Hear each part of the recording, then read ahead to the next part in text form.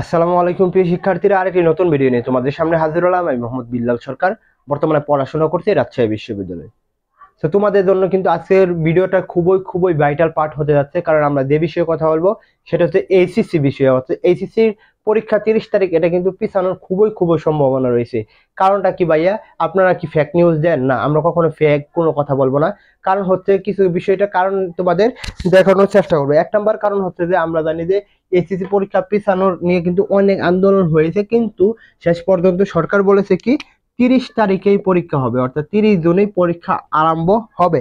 কিন্তু তোমরা দেখো যে 2-3 দিন ধরে কিন্তু প্রচুর বন্যা হচ্ছে, বিশেষ করে সিলেট অঞ্চলের দিকে কিন্তু অনেক বন্যা হচ্ছে। আর সিলেটে তো অনেক গ্রাম থেকে শুরু করে শহরও কিন্তু বন্যাতে প্লাবিত হয়েছে। শুধু সিলেট না, বাংলাদেশের অনেক জায়গায় কিন্তু এই বন্যাতে প্লাবিত হয়েছে।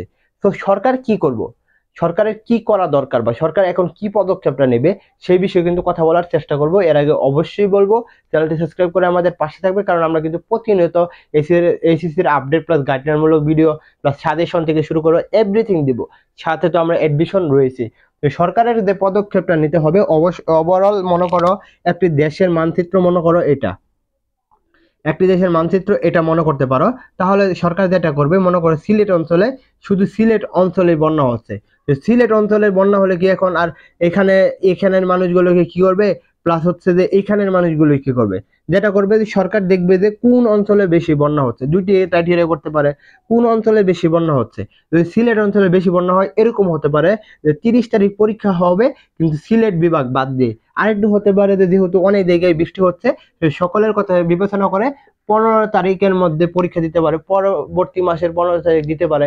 এবং শিক্ষামন্ত্রীর একটি এর মধ্যে বলা হয়েছে যে পরবর্তী সপ্তাহ, অর্থাৎ এই সপ্তাহ মানে শনিবার বা রবিবার তারা একটা বৈঠক বসবে, এবং সেখানে তারা এই বিষয়ে একটি আলোচনা করবে যে আদৌ কি পরীক্ষা পিছাতে পারে কিনা। পরীক্ষা পেছানোর আরেকটি কারণ রয়েছে, যে আমরা দেখতে পারবো যে 2022 সালে যখন এসএসসি পরীক্ষা হয়, তখন কিন্তু মনে করো 20 তারিখে পরীক্ষা হওয়ার কথা ছিল, 19 তারিখ গিয়ে তারা কিন্তু বন্যার কারণে পরীক্ষা পিছিয়ে দিয়েছিল। তো সেই কারণে কিন্তু এসএসসি পরীক্ষা পিছানোর একটি সম্ভাবনা থাকবে। এটা হলো বিষয়। তোমাদের যেটা বলবো, অবশ্যই তোমরা ধৈর্য ধরে পড়াশোনা করতে থাকো, কনসিস্টেন্সি ধারাবাহিকতা রাখো, ইনশাল্লাহ তোমাদের কিন্তু ভালো কিছু হবে। আর তোমাদের আমি সদস্য নিয়ে ক্লাস দিব, ভিডিও দিব। অবশ্যই বলবো চ্যানেলটি সাবস্ক্রাইব করে আমাদের পাশে থাকো। এই বলে আমি শেষ করছি। আসসালামু আলাইকুম।